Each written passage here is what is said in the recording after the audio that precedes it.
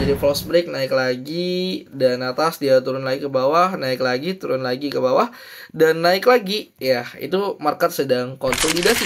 Oke, kita lanjut di part yang ketiga, yaitu structure market konsolidasi. Ya, kemarin kita sudah bahas tentang bullish cenderung naik, dan kita juga bahas tentang bearish cenderung turun. Nah, kali ini kita bakal bahas tentang konsolidasi atau sideways.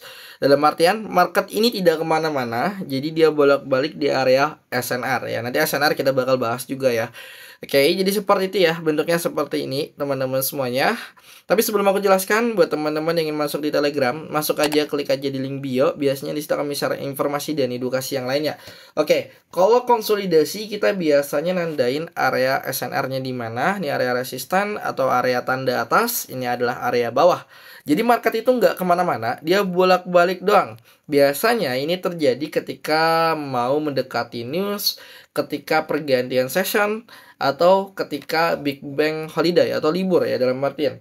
Jadi marketnya sedang konsolidasi atau menunggu kebijakan dari pemerintahan US. Biasanya terjadi konsolidasi marketnya ya. Oke, kita coba perhatikan di real market ya teman-teman semuanya. Dan ini aku ketemu ya, ini market sedang konsolidasi cukup lumayan lama dalam 3 bulanan ya teman-teman semuanya. Jadi dia belum mampu kemana-mana gitu ya. Jadi ketika udah sampai atas baru dia turun ya, kayak gini ya konsepnya.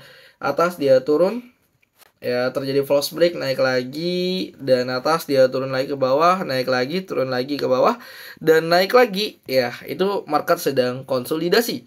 Cara entry-nya gimana? Ya udah, sell di atas, buy di bawah gitu ya. Oke, nah kita harus ngapain ketika market sedang konsolidasi? Kita harus menunggu terjadinya breakout, baru kita bisa hold entryan itu gitu ya.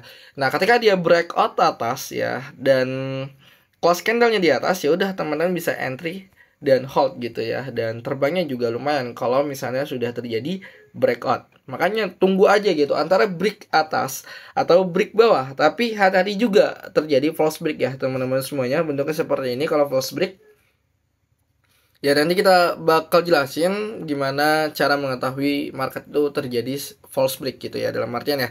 Oke, tapi kita sudah bahas tentang konsolidasi bentuknya seperti ini. Harusnya teman-teman tahu lah dalam artian untuk arah market. Jadi arah market itu ada 3. Pertama trend bullish ya, market itu sedang naik. Dan trend bearish, market itu sedang turun. Dan konsolidasi, market itu sedang akumulasi atau sedang menunggu terjadinya hal-hal yang membuat investor itu panik ataupun euforia dalam artian ya. Makanya sedang konsolidasi ya, atau distribusi ya. Distribusi di atas biasanya konsolidasi juga gitu ya, baru dia turun gitu ya. Oke, itu aja teman-teman semuanya. Sampai berjumpa di next video.